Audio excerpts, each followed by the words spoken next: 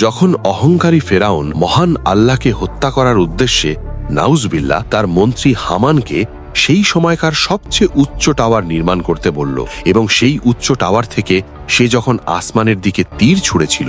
এবং মহান আল্লাহ কেন সেই তীরে রক্ত লাগিয়ে ফেরত পাঠিয়েছিল তার পূর্ণাঙ্গ ইতিহাস শুরু হয় তখন, যখন হজরত মুসা আলাইহিসসালাম এবং তার ভাই হজরত হারুন আলাইহিসসালাম ফেরাউনের রাজদরবারে এক আল্লাহর ইবাদতের দাওয়াত নিয়ে উপস্থিত হন। মুসা যখন ঘোষণা করলেন যে তার পালনকর্তা আসমানের উপরে আরশে আজিমের মালিক, তখন ফেরাউন দম্ভের সাথে তা অস্বীকার করে এবং মুসাকে সাধারণ মানুষের সামনে মিথ্যেবাদী প্রমাণ করার এক কুটিল ষড়যন্ত্রে লিপ্ত হয়। সে তার মন্ত্রী হামানকে আদেশ দেয় মাটি পুড়িয়ে ইট তৈরি করে এমন এক সুউচ্চ টাওয়ার নির্মাণ করতে যা আগে কেউ কখনো দেখেনি, যাতে সে নিজে আসমানে উঠে মুসার ইলাকে উঁকি দিয়ে দেখতে পারে। হামান কয়েক হাজার শ্রমিক খাটিয়ে দিন রাত পরিশ্রম করে এক অবিশ্বাস্য উচ্চতার স্তম্ভ তৈরি করল, এবং যখন সেই আকাশ ছোঁয়া টাওয়ারটি প্রস্তুত হল, ফেরাউন দম্ভের সাথে তার চূড়ায় আরোহণ করে আসমানের দিকে তীর নিক্ষেপ করল।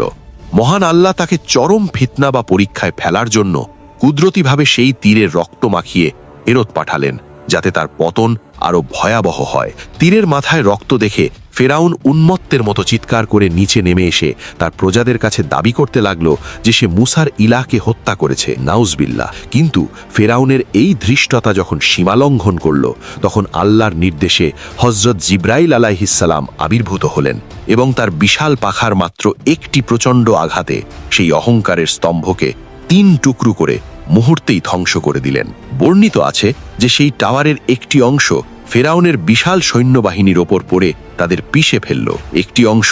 অতল সমুদ্রে হারিয়ে গেল এবং বাকি অংশটি মাটির নিচে এমনভাবে দেবে গেল যে সেই দম্ভের কোনো চিহ্ন